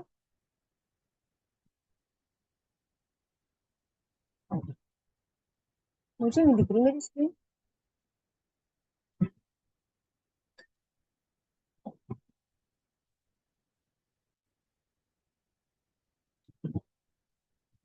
नेक्स्ट आते हैं वर्गो। कन्या लग्न और कन्या राशि पे क्या प्रभाव रहेगा मार्स के गोचर का? मंगल के गोचर का प्रभाव ये होगा, छठा घर होता है रोग, ऋण और रिपु का, जैसा कि हम, लेकिन छठे घर में भी देखा हमने कि 6th हाउस में उच्च भाव है, यहाँ पे पाप ग्रहों का गोचर अच्छा होता है, तो यहाँ पे मंगल भी अच्छे रिजल्ट देते हैं, राहु भी और सूर्य भी। लेकिन मंगल और राहु अपने आप में अंगारक योग है, अग्नि थोड़ी सी ज्यादा होगी, जिसकी वजह से हेल्थ इश्यूज आ सकते हैं, ठीक है। हेल्थ इश्यूज किस टाइप के? ब्लड प्रेशर रिलेटेड, मंगल ब्लड है, ब्लड प्रेशर बढ़ा सकता है। डाइजेशन का जिनको प्रॉब्लम है उसमें भी दिक्कत आ सकती है, ठीक है। क्योंकि 6th हाउस में हमारी बॉडी का लोअर बॉडी पार्ट, जो इंटेस्टाइनल पार्ट होता है, लोअर एब्डोमेन, वो फॉल करते हैं, जहाँ पे पूरा डाइजेशन का प्रोसेस होता है। इस चीज को ध्यान रखेंगे। लेकिन इनको अपने सक्सेस से, अपने एफर्ट से सक्सेस मिलेगा, क्योंकि पाप ग्रह यहाँ बैठते हैं ना, तो कुछ चीज को पाने के लिए पूरी एफर्ट लगा देते हैं वो लोग। तो पूरे एफर्ट आप लगाते हो, टीम वर्क करते हो सबके साथ मिलके, तो आपको सक्सेस मिलेगा सर्विस सेक्टर में अगर आप हो तो। और ग्रोथ मिलेगी आपको, एक्सटर्नल कॉन्टेक्ट से नेटवर्किंग, यहाँ से 12वें घर में है आपकी दृष्टि, तो आपको जो बाहर से नेटवर्किंग करोगे, कॉन्टेक्ट होंगे बाहर के, फॉरेन कॉन्टेक्ट वगैरह से, वहां से आपको अपने वर्क में ग्रोथ मिल सकता है। ट्रैवल की पॉसिबिलिटी हो सकती है, क्योंकि यहाँ से 12वें घर में दृष्टि है, और 9th हाउस में भी दृष्टि है ना, मंगल की चौथी दृष्टि 9th हाउस में भी पड़ती है, सप्तम दृष्टि 12th हाउस में भी पड़ती है, और पहली 8वीं दृष्टि लगन में पड़ेगी। तो इन तीनों हाउस एक्टिवेट होंगे, तो आप काम के सिलसिले में नई अपॉर्चुनिटीज के लिए बाहर ट्रेवल कर सकते हैं। ध्यान रखना है आपको अपनी सेहत का, ठीक है। और आपको प्रिकॉशन क्या लेना, ध्यान के रखना है कि आप रिलैक्स रहें, थोड़ा सा ब्रेक लें, ठीक है। बहुत ज्यादा प्रोजेक्ट्स आ रहे हैं तो मैं भागूं, मैं ट्रेवल करूं, प्रोजेक्ट्स लूं, ऐसा ना करें, थोड़ा सा थम जाए और जो प्रोजेक्ट चल रहा है उसी को कंप्लीट करें, है ना। नया प्रोजेक्ट शुरू ना करें। आपको चांसेस होंगे ट्रैवलिंग के, नई अपॉर्चुनिटीज आएंगी, लेकिन चूंकि राहु साथ में बैठा है, इसीलिए ये प्रिकॉशन आपको लेना है कि जब तक मंगल सूर्य के कंबंशन से बाहर नहीं निकलते, सूर्य मतलब उनको अभी सूर्य का वैलिडेशन चाहिए ना, वो खुद डिसीजन नहीं ले पा रहे हैं, तो जब तक सूर्य के कंबशन से बाहर नहीं निकलते, सूर्य अभी 10 डिग्री में है, मंगल 0 डिग्री से एंटर करेंगे, ये 10 डिग्री क्रॉस करेंगे, फिर इससे जब बाहर निकल जाएंगे, सूर्य के पास आते हैं तो कोई भी ग्रह कंबस्ट होता है, अस्त होता है, और उससे जब बाहर आएंगे तब मंगल अपना एक्चुअल रिजल्ट दे पाएंगे। तो उस समय आपको थोड़ा सा रिलीफ मिलेगा एंड ऑफ मार्च के बाद, ठीक है। उस समय फिर आप कुछ काम कर सकते हैं, अदरवाइज तब तक थोड़ा सा लाइफ में मतलब भाग दौड़ सी लगी रहेगी। तो इस बातों का ध्यान रखिए, रिलैक्स हो थोड़ा सा। तुला लग्न तुला राशि के लिए कैसे काम करेगा, तुला लग्न तुला राशि के लिए कैसे काम करेगा ये एक।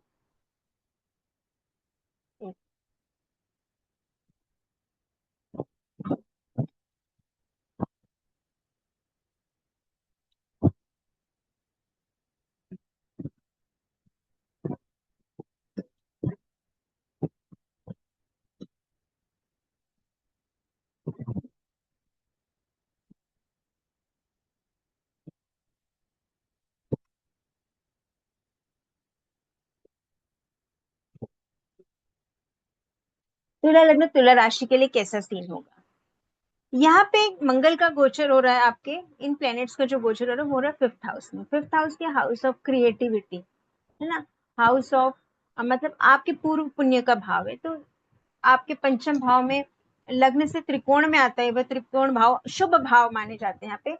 पाप ग्रह वैसे यहाँ पे इतना अच्छा काम नहीं करते, लेकिन मंगल चूंकि सूर्य के मित्र हैं तो वो पंचम भाव में ठीक ठाक काम करते हैं।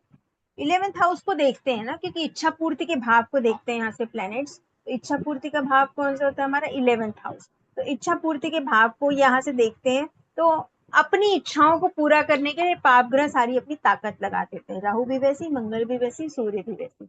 तो ओवरऑल एक ठीक ठाक रिजल्ट मिलेगा इनके लिए।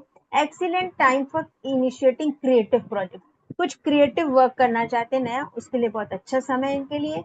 लेकिन चूंकि राहु की दृष्टि लगन पर पड़ती है तो थोड़े से ये सेल्फ डाउट में आए, ठीक है, वो लोग थोड़े से सेल्फ डाउट में रहेंगे। तो आप यहाँ पे अपने एबिलिटीज को, अपनी काबिलियत को क्वेश्चन ना करें, अपनी काबिलियत पे भरोसा करें और नए प्रोजेक्ट्स लॉन्च कर सकते हैं। लेकिन चूंकि राहु है तो थोड़े सावधानी के साथ, ठीक है।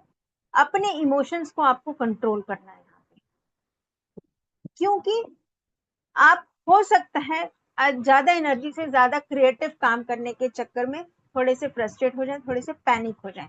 तो आप पैनिक ना हो, अपने इमोशंस को स्टेबल रखें और अपना गुस्सा बच्चों पे ना उतारें, क्योंकि ये जो है आपका बच्चों का भाव है, पंचम भाव संतान भाव बोलते हैं। तो यहाँ पे अपना गुस्सा, अपना फ्रस्ट्रेशन बच्चों पे बिल्कुल ना निकाले। अदरवाइज नई अपॉर्चुनिटीज, नए प्रोजेक्ट्स को लॉन्च करने के लिए बहुत अच्छा टाइम है, you can move forward with some. क्योंकि सबसे ज्यादा आपको ना यहाँ पे चंद्रमा की जो इमोशन की राशि में, वहां पे मंगल नीच के होते हैं और मंगल आर्गुमेंटेशन का प्लेनेट है, तो इमोशन आउटबर्स्ट बहुत जल्दी होता है इनका। तो आपको हमें हर हर जगह जहां भी है वहां पे अपने आर्गुमेंटेशन को ध्यान रखना है, अपनी जुबान को कंट्रोल में रखना है।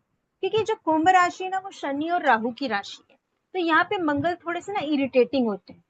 ऑल तो काम बहुत अच्छा करते हैं मंगल, लेकिन मंगल को थोड़ा सा एक खिंचाव सा महसूस होता है, तो वो वैसा रिएक्शन देंगे। तो आपको हर जगह देखो, हर राशि में मैंने लिखा है कि आर्ग्यूमेंटेशन से बच के रहना, डिबेट से, और इम्पल्सिव डिसीजन से, जल्दी से किसी पेपर पे साइन कर दूं, जल्दी से कुछ कमिट कर दूं, तो वो सोच समझ कर करें, क्योंकि साथ में राहु बैठे हैं तो धोखा मिलने का बहुत चांस हो सकता है, गलत डिसीजन लेने का चांस हो सकता है।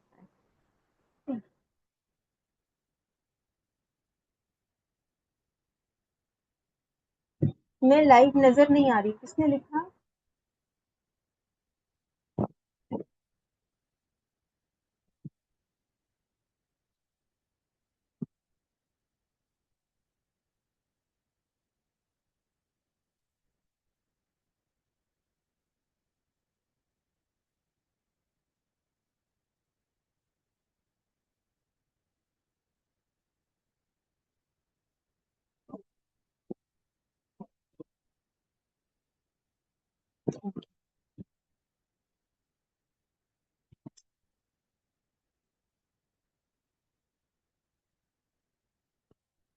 नेक्स्ट आते हैं हम शेयरिंग।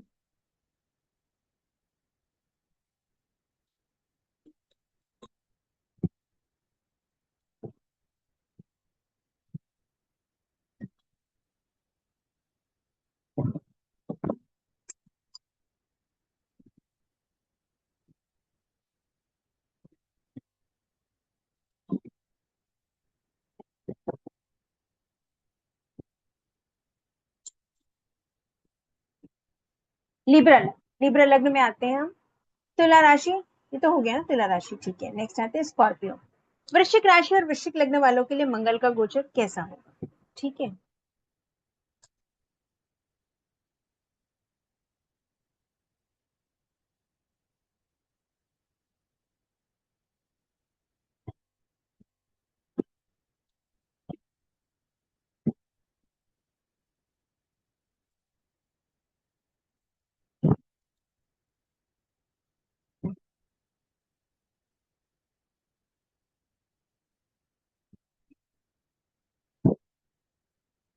इनके लिए जो गोचर हो रहा है वो हो रहा है फोर्थ हाउस, ठीक है। फोर्थ हाउस में मंगल का गोचर हो रहा है, तो ये कैसे रिजल्ट देने वाले हैं। ये फोर्थ हाउस होता है हमारे घर का, हमारे डोमेस्टिक एनवायरमेंट का, ठीक है, हमारा हार्ट होता है यहाँ पे।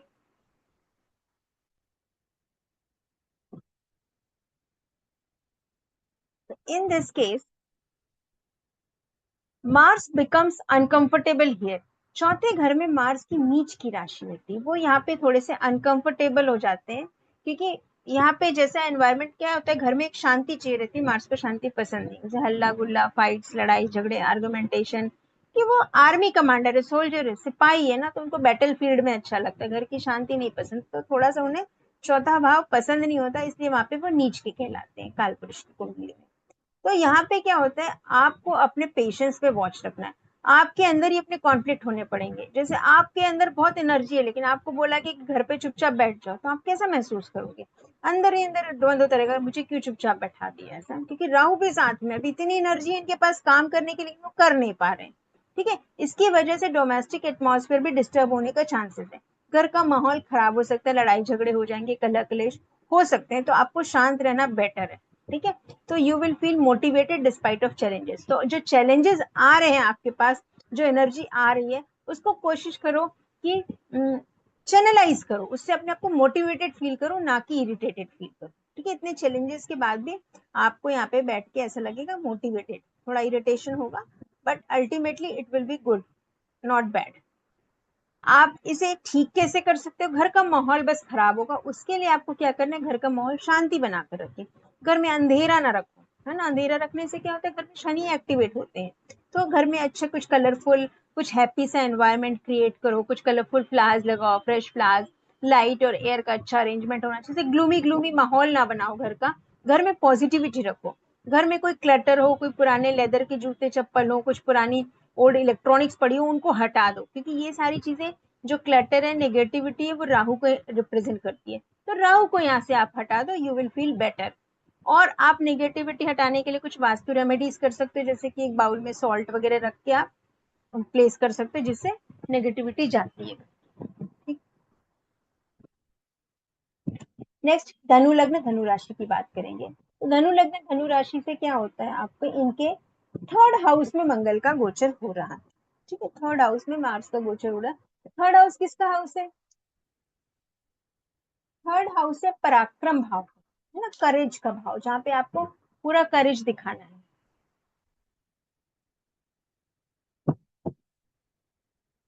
थर्ड हाउस में आपको करेज दिखाना है कि आप कितना पराक्रम कर सकते हो, कैसे नई चीजों के लिए इनिशिएशन ले सकते हो।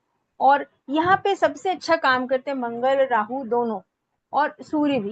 तो ये सारे एनर्जी के प्लैनेट्स यहाँ पे अच्छा काम करते हैं, क्योंकि यहाँ पे हमको नई चीजें स्टार्ट करनी होती है। तो जब कोई नया कुछ स्टार्ट करो तो ऊर्जा ज्यादा लगती है, पराक्रम का भाव है, हिम्मत का भाव है, ऑड सिचुएशंस में आप कैसे आप रिएक्ट करते हो, ऐसी चीजें, पेंडेमिक जिसको बोलते हैं ना, वैसे में आप कैसा रिएक्ट करते हो, वो सिचुएशंस थर्ड हाउस दिखाती है, ठीक है। और थर्ड हाउस होता है आपके छोटे भाई बहनों का, सिबलिंग्स का।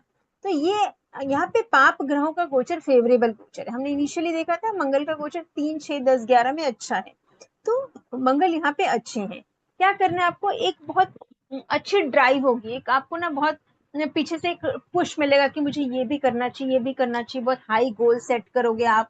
और आप इस 1.5 महीने के पीरियड की बात कर रही हूँ मैं, हाँ सभी में सिर्फ 1.5 महीने के पीरियड की बात कर रही हूँ।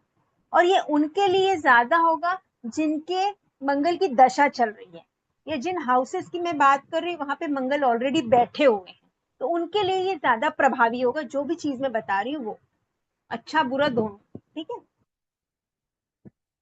अब increase drive for learning new things, तीसरा घर क्या, नई चीजों को सीखने का भी है, शॉर्ट ट्रेवल्स का भी। आपको लगेगा चलो कहीं 3 दिन के लिए घूम के आते हैं, आउटिंग करके, पिकनिक मना के, ऐसे ट्रेवल की भी एनर्जी रहेगी। फिर ये भी काम शुरू करना है, फिर वो भी करना है, सब तरफ एनर्जी आप लगा पाओगे, आप सोच पाओगे।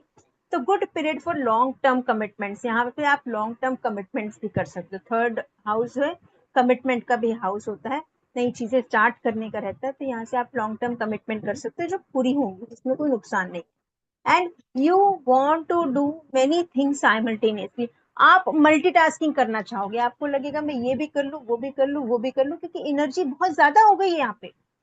जब आपके पास घर में सब्जियां भर जाती, तो आप एक सब्जी, 2 सब्जी, 3 सब्जी बना लेते ना, कि मैं ये भी खा लेते, वो भी खा लेते, रखा तो है फ्रिज में, बना लेते। उससे से एनर्जी बहुत ज्यादा हो गई, तो आप सभी एनर्जी को इधर उधर हर तरफ लगाने की कोशिश करोगे। Increase potential, you will react differently than usual, किसी काम के लिए आप अलग तरह से रिएक्ट करोगे, कोई भी काम के लिए, which is not bad, it is good reaction. लेकिन ध्यान क्या रखना है आपको, कि इस एनर्जी को थोड़ा सा बचा के रखो, क्योंकि चीजें बिगड़ने की चांस होती है जब राहु का इन्वॉल्वमेंट होता है किसी भी चीज में, है ना। तो हम सोचते ये कर लेंगे, वो कर लेंगे, वो शेप चिल्ली टाइप थॉट्स हो जाते हैं, और फिर होता फिर कुछ नहीं। तो यहाँ पे निगेटिव रिजल्ट तो नहीं मिलेंगे आपको, लेकिन फिर भी सजेशन एडवाइस ये है, जिनके थर्ड हाउस में मंगल का गोचर चल रहा है, कि आप थोड़े से रिलैक्स हो जाओ, क्योंकि राशि भी कौन सी, धनु राशि, धनु अग्नि तत्व की राशि है, और धनु राशि वालों को फोकस बहुत स्ट्रांग होता है ना, कि धनुष मान लेके वो आर्चरी कर रहे फोकस, तो उनका फोकस फिर डिस्टर्ब हो जाता है राहु आने से, क्योंकि जब मल्टीटास्किंग करने लगते तो फोकस डिस्टर्ब होता है, ये भी वो भी करते हो, आप एक काम पे फोकस करो। बहुत सारे काम एक साथ नहीं कर पा रहे हो तो भी कोई बात नहीं, शांत हो जाओ। अगर वो नहीं हो पाते, आप 4 काम प्लान कर रहे हो, उसमें से 4 में से 2 ही हो पा रहे, 2 नहीं हो पा रहे, तो फ्रस्ट्रेट नहीं होना है, पैनिक नहीं करना है। इस समय में सबसे अच्छा सजेशन है, एक ट्रेवल प्लान करो, एक ट्रिप प्लान करो, घूम के आओ, रिलैक्स हो जाओ 1-1.5 महीने के लिए, चीजें जैसे अपने आप पूरी होने दो, ये समय निकलने दो 1.5 महीने का, then everything will be fine. And एक और प्रिकॉशन है, don't fight with the siblings, अपने छोटे भाई बहनों से झगड़ा नहीं करना, क्योंकि मंगल और राहु बैठ गए साथ में, तो बहुत चांसेस है कि भाइयों से झगड़ा हो जाए, छोटे भाई बहनों से, तो ये काम आपको नहीं करना। बाकी ये समय अच्छा निकल जाएगा आप लोगों के लिए। अगली बात करें,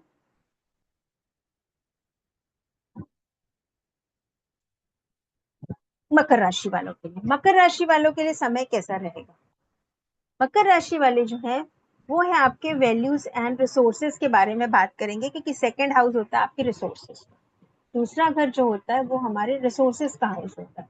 तो यहाँ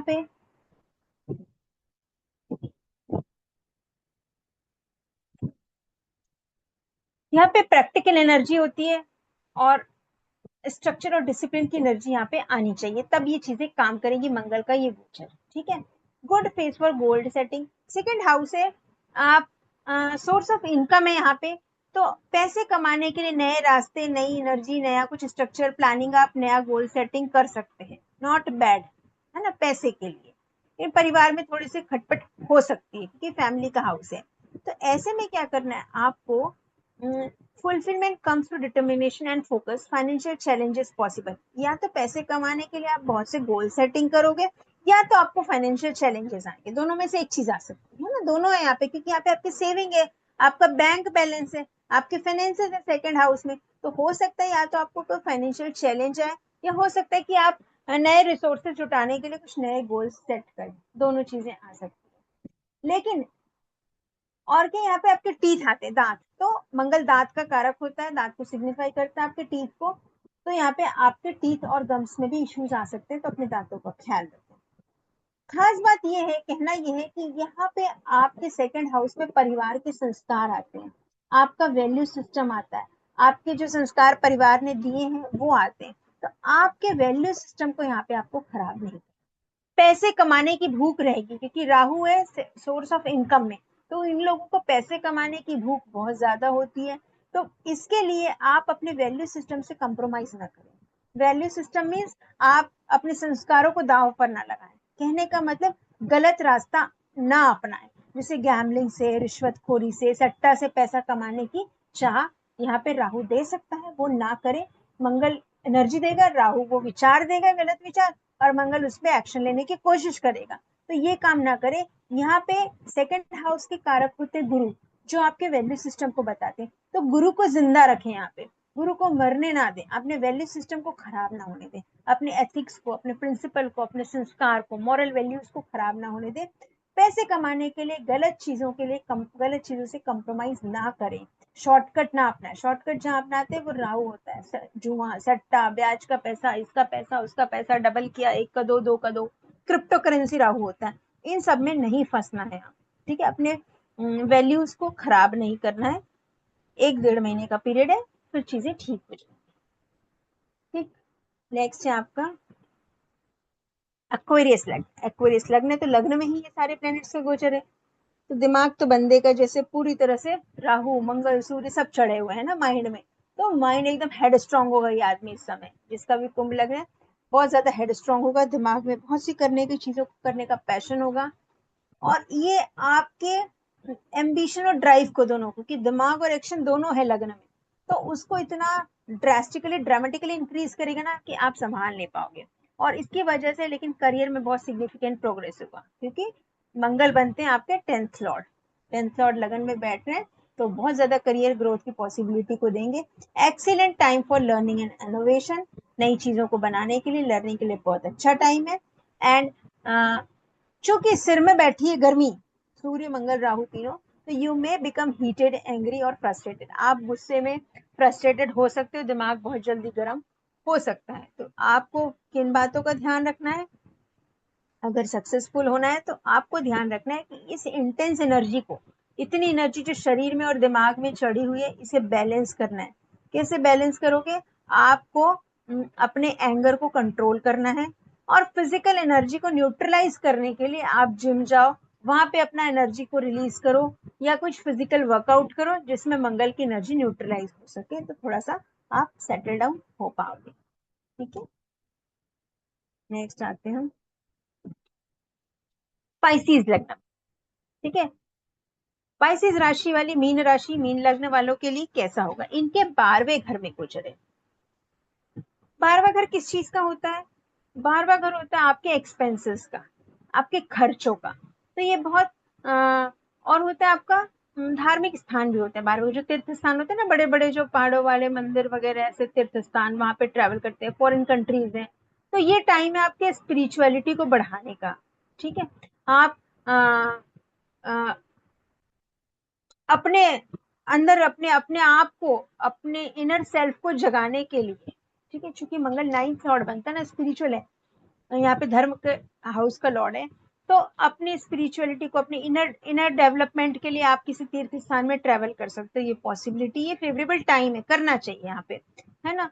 और नेटवर्किंग करते हो, नए लोगों से मिलते हो, ट्रेवल करते हो, तो ये समय आपके लिए फ्रूटफुल होगा। ये अच्छा समय है आप लोगों के लिए इन सब चीजों के लिए। जो एक्सपोर्ट इंपोर्ट के बिजनेस में लगे हुए हैं, वो थोड़े से सावधान हो जाए। 12th हाउस से एक्सपोर्ट इंपोर्ट का बिजनेस देखते हैं, वो थोड़े सावधान हो जाए, क्योंकि राहु बैठा है, तो हो सकता है कुछ एकदम से सडनली कुछ किराए में, टैरिफ्स में बढ़ोतरी हो जाए, कमी हो जाए, कुछ रूल्स रेगुलेशंस बदल जाए, तो आपको एक्सपोर्ट इंपोर्ट के बिजनेस में कोई अड़चने, कुछ हिंड्रेंसेस आपके बिजनेस में आ सकती है। इन बातों का ध्यान रखें। ध्यान और क्या रखना है? चूंकि 12वें घर में हमारे पैर होते हैं, है ना, लेग्स होते हैं, फीट, तो आपके पैरों में कुछ प्रॉब्लम आ सकती है। तो ऐसे वैसे जूते चप्पल ना पहने, अच्छी क्वालिटी के अच्छे फुटवेयर्स पहने, ध्यान रखें। और स्पिरिचुअल प्लेसेस में इन्हें जाना ही चाहिए, अपना सेल्फ, अपने अंदर के इनर सेल्फ को एक्सप्लोर करने के लिए, बूस्ट करने के लिए, और क्लिनजिंग के लिए, इनर क्लिनजिंग के लिए इन्हें स्पिरिचुअल प्लेसेस में ट्रेवल करना ही चाहिए। ठीक है। और अगली बात करें, जनरल रेमेडीज क्या हो गई? ये तो 12 राशियों की बात हो गई, 12 लग्नों की बात हो गई, मंगल कैसे रिजल्ट देंगे, सब में स्पेशल प्रिकॉशन बताए गए। लेकिन जनरल रेमेडी ये है कि मंगल लॉर्ड हनुमान जी को रिप्रेजेंट करते हैं, तो हनुमान जी की पूजा इन्हें रेगुलरली करनी चाहिए और इन्हें ओम नमः शिवाय का रेगुलर जाप करना चाहिए। ओम नमः शिवाय के जाप से गुरु स्ट्रांग होते हैं, मन को ठंडक मिलती है और जो मार्स की जो फिजिकल एनर्जी कंट्रोल रहेगी। रुद्राभिषेक मैंने बताया, अगर चंद्रमा कमजोर है तो रुद्राभिषेक उन्हें करना चाहिए। चंदन का तिलक सिर पे लगाना चाहिए जिससे माथा ठंडा रहेगा और चांदी के ग्लास में पानी पिए। ओवरऑल हीट एनर्जी को बैलेंस करना है, आपको थोड़ी शीतलता चाहिए इस समय, ठीक है, हर किसी को, हर लग्न को, हर राशि को। और बिहेवियर में क्या चेंजेस करने हैं, क्योंकि मंगल आर्ग्यूमेंटेशन का प्लेनेट है, पैनिक होता है, गुस्सा होता है, एंगर का प्लेनेट है, तो आपके इंपल्सिव रिएक्शंस को आपको कंट्रोल करना है। एकदम से गुस्से में, क्रोध में आके कोई भी निर्णय नहीं लेना है। किसी से बिना बात के तर्क वितर्क करके लड़ाई झगड़ों में नहीं पड़ना है। इंपॉर्टेंट डिसीजंस को 2 बार 3 बार सोच समझ के लेना है, क्योंकि राहु की एनर्जी वहां पे है, ठीक है। और कोई भी कमिटमेंट सोच समझ के करना है। ये आपके व्यवहार में ये बदलाव आपको लाना है अभी कुछ समय के लिए। उसके बाद आप और क्या कर सकते हैं फिजिकली, तो स्पिरिचुअल रेमेडीज हो गई, कुछ व्यवहार में बदलाव हो गया, और अपनी इस हाई एनर्जी को न्यूट्रलाइज चैनलाइज कैसे करें, कुछ फिजिकल एनर्जी में, फिजिकल वर्कआउट में अपने आप को एंगेज करें, जिम जाएं, तो ये बहुत अच्छा समय है आपकी मार्स की एनर्जी को यूटिलाइज करने का, जिससे आपको लाइफ में नेगेटिव इम्पैक्ट नहीं मिले, ठीक है। तो this is all about Mars transit in different राशिज, different houses. तो किसी के कुछ क्वेश्चन है, कुछ डाउट है, कैसा लगा, कुछ फीडबैक देना चाहते हैं क्लास में, तो प्लीज बोलिए।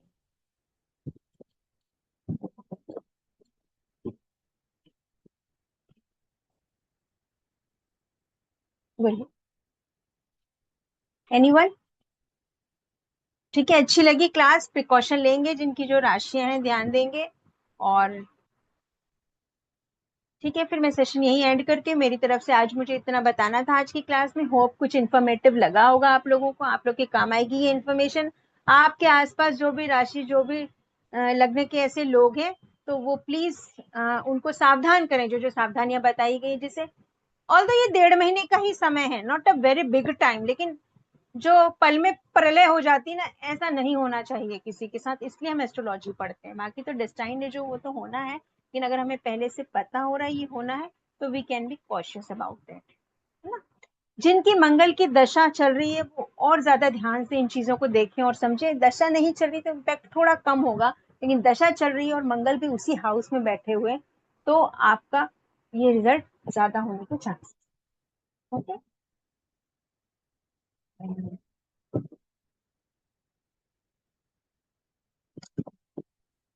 Thank you sir, thank you so much, thank you everyone. चलिए, होप ये सेशन आप लोगों के बहुत इंफॉर्मेटिव रहा होगा, आप लोगों के काम आएगा, इसको फॉलो कीजिए and just give your feedbacks. Thank you everyone. Kanta ma'am, कुछ कहना चाहते हैं आप? मैम मैम आई हाँ वांट टू से कि अगर हाँ, कोई बोलिए। प्लेनेट ऑलरेडी वहां पे नेटल चार्ट में बैठा है, कहाँ पे? जैसे जैसे सपोज करो कि 11th हाउस में, जैसे मेरी मैं अपना ही एग्जांपल दे देती हूँ, जैसे मैं हम्म वर्गो असेंडेंट हूँ, तो हम्म। मेरा 11th राशि जो है वो 6th हाउस में पड़ी, तो हाँ वहां पे ऑलरेडी अगर पहले से ही सन बैठा हुआ है, अब हाँ। नेटल सन के ऊपर दूसरा सन आ रहा है, राहु भी इतने सारे हैं, तो हम्म। उसका रिpercussion क्या होगा, लिविंग पे नॉन लिविंग पे, कैसे, क्या मतलब? वो आपको हेल्थ इश्यू ज्यादा देगा। सन किस चीज से रिलेटेड है, सन कौन से हाउस का लॉर्ड है आपका? 12th लॉर्ड है, खर्चे भी बढ़ाएगा, बीमारी भी बढ़ाएगा, हॉस्पिटल ले जा सकता है आपको, अच्छा, ओके है ना। ओके। हाँ, 5th हाउस, सन कहाँ का लॉर्ड है आपको देखेंगे ना, तो सन हाँ, तो 12th मैम लॉर्ड ये हो गया फादर तो। के, जैसे मैम हाँ, सन इज अ कारक ऑफ फादर ऑल्सो, तो ये फादर के ऊपर भी कुछ ला सकता है क्या? फादर के लिए आपको 9th हाउस, 9th लॉर्ड को ज्यादा देखना पड़ेगा। ओके ओके, क्योंकि एक्चुअली मेरा है ना, तो मेरे को अपने पापा की बहुत वरी हो रही है, इसीलिए मैं पूछना चाह नहीं, रही वो पॉसिबल हो सकता है, सन कारक है फादर का, तो फादर को थी। हेल्थ इश्यू आ सकते हैं, लेकिन 9th लॉर्ड को पहले देख के उसको कंफर्म करना पड़ेगा। ठीक है, ओके, चलिए, thank you. Thank you, thank you. चलिए, एंड करूँ सेशन में। Thank you everyone, thank you for joining, thank you all the so best, much ma'am. जय गुरुदेव, थैंक यू।